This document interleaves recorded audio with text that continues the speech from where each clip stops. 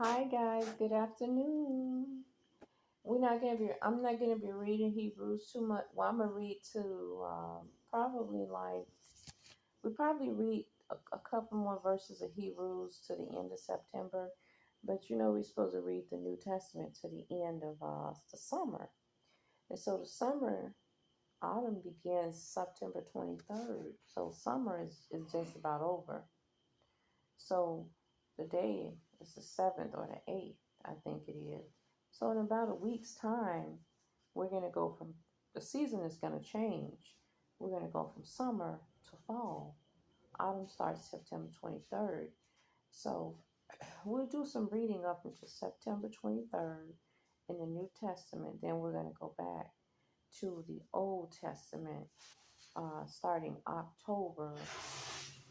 Well, starting the last week of September, we're going to go back to the Old Testament. Now, we got all the way up to Leviticus, I think it was, but we didn't read Leviticus, which was about the priests and the things that the priests would do. So we're going to go back and start that. Um, we did read some parts of Exodus, which was dealing with the Ten Commandments. I think I went over some of Deuteronomy. Deuteronomy is just similar to Exodus. They're similar as, just repeating of Exodus. But Leviticus telling what the people and the priests were doing back then, that we need to read. And if there's some in Deuteronomy we need to go, we'll go back over that. But we're at the end of the month, we're going to go back to the Old Testament. So we did not get all the way to the end of the New Testament. So I'm going to give you some synopsis of what's going on. We're right now in the book of Hebrew. Let me tell you what we read. So far, we read in the New Testament, we read Matthew, we read Mark, we read Luke, we read John, we went through Acts, went through Romans, first, let me see. I know we read the Matthew, Mark, Luke, and John. We read Acts. We read the Romans.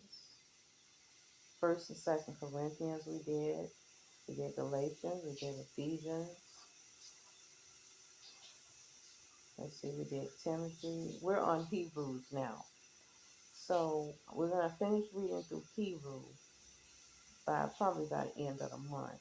And then that's going to be it. But I'm going to tell you what it is. Hebrew, um, the theme of Hebrew is the absolute supremacy and sufficiency of Jesus Christ as revealer and as the mediator of God's grace. He's the one that's in between the grace and God. He's the one that faith works with, works through, and works for. You can't have faith without Christ. So he's the mediator of that faith. A striking feature, the gospel, the author talks about the gospel in a unique manner in which he employs expositions of 8 specific passages of the Old Testament scriptures. And that's what the Hebrews is about. James, which we're not probably going to read, I might go through some parts of James if I can before by the end of the month.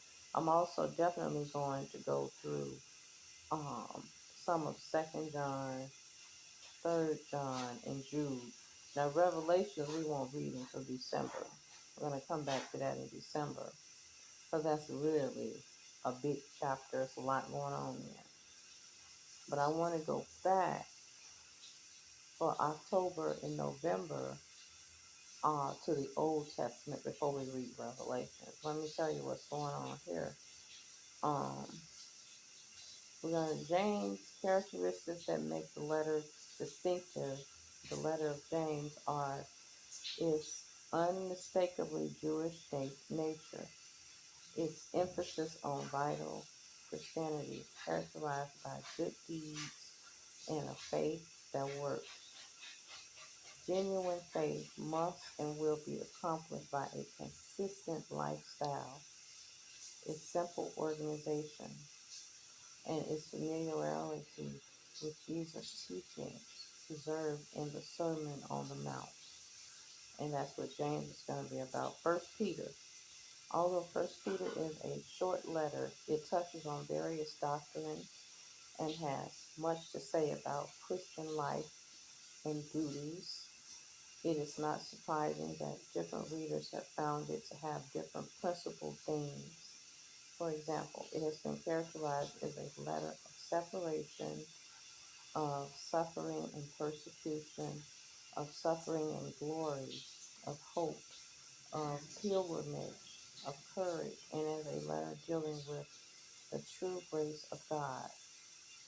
Now, Second Peter, these are letters that Paul and the apostles wrote. Second Peter. In the first letter, Peter feeds Christ's sheep by instructing them how to deal with persecution from outside the church. In this second letter, he teaches them how to deal with false teachers and evildoers who have come into the church. First John. John's readers were confronted with an early form of Gnostic teaching of the Cerinthian variety. This hearsay was also libertine, throwing off all moral restraints. Consequently, John wrote this letter with two basic purposes in mind. One, to expose false teachers, and two, to give believers assurance of salvation. Second John. During the first 2 centuries, the gospel was taken from the place to place by traveling evangelists and teachers. Believers customarily took these missionaries into their homes and gave them provisions for their journey when they left. Since the Gnostic teachers also relied on this practice, John was written to urge discernment in supporting traveling teachers. John 3, 3 John. Itinerant teachers sent out by John were rejected in one of the churches in the province of Asia by a dictatorial leader, Diotrephes, who even excommunicated members who showed hospitality to John's messengers. John wrote this letter to commend Gaius for supporting the teachers and indirectly to warn Diotrephes, the person who was, um, rejecting the messages or telling people not to offer hospitality to his gang of apostles. In Jude, although Jude was very eager to write to his readers about salvation, he felt that he must instead warn them. Just a second, guys.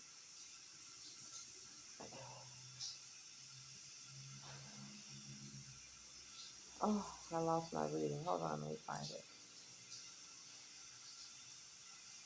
Oh, this is Jude. This is a chapter of Jude.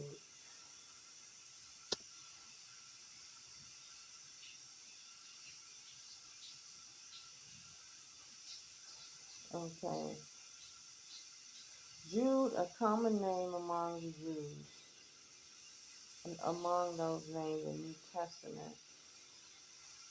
Hold on, let me see if I can go back to where I was actually reading, because I don't want to read the whole thing. I just want to tell you what it's about.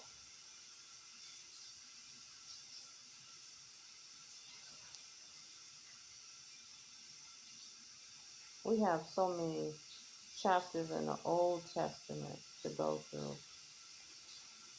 You're going to be amazed. That's why I want to go back to that. There's a lot of things we didn't read.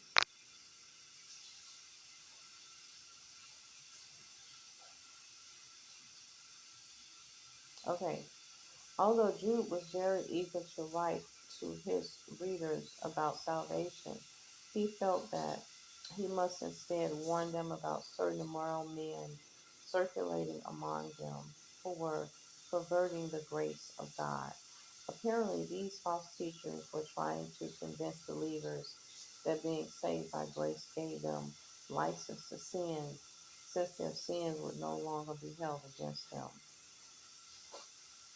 And then, the book of Revelation, which we're going to be doing in December, John writes to encourage the faithful to resist staunchly the demands of the emperor of imperial worship.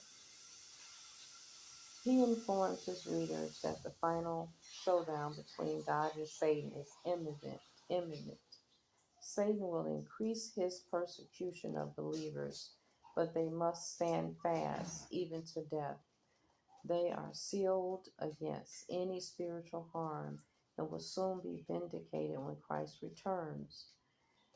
When the wicked are forever destroyed, and when God's people enter an eternity of glory and blessedness. So John writes the same thing back then as what we are talking about has not even occurred up until today. So they were all waiting for Christ's return, but he didn't return back then. So it's time spans of things happening that are still going on today. So as people today waiting for Christ's return, same thing. All of us are waiting for his return. And, you want to stay under grace until he returns. But we will read the book of Revelation in December. So that was just a synopsis of all the various chapters from Hebrew on out. But I'm going to finish reading the book of Hebrew in the morning. We're going to read another chapter. I think we're going to be on Hebrew 10. We'll try to get to the end of the book of Hebrew, which foreshadows the Old Testament. Of course, all the New Testament refers back to the Old Testament in some sort of way.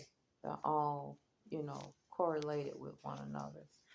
So in the morning, we'll finish reading. We'll pick up on Hebrew 10.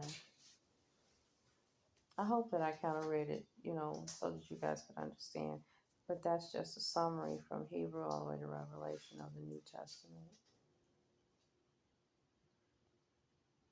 Because we didn't read all of the New Testament, and the end of summer is approaching quickly. Like within 2 weeks, it'll be the end of summer. It'll be autumn, and in autumn, when fall comes in, the season change from warm to cooler. So it's going to be a season of rain. It's the same thing in the spring, right? When you're going from winter to get coming into spring, it's a season of rain. You get that rain in between. And that's when we get on the news, right? We get to looking at the weather, because we know when we see a lot of rain and cool draftiness coming in, that's one season going out and another season coming in. So that's what we get ready to come upon this week coming up in the next 2 weeks.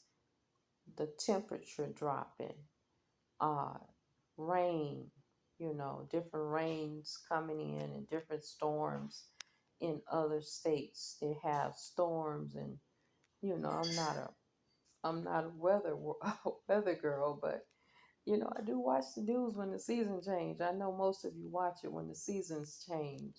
When you go from summer to fall to winter, you're watching the news. When you go from winter to spring to summer, it's only twice a year that you really got your eyes on what's going on. You have to, because guess what? You got to get your children ready when they're going out. They need jackets, umbrellas, raincoats, and all kind of things, boots. So it's a big change. But anyway, we will read all the way to the end of Hebrew up until September. Let me see what we got left.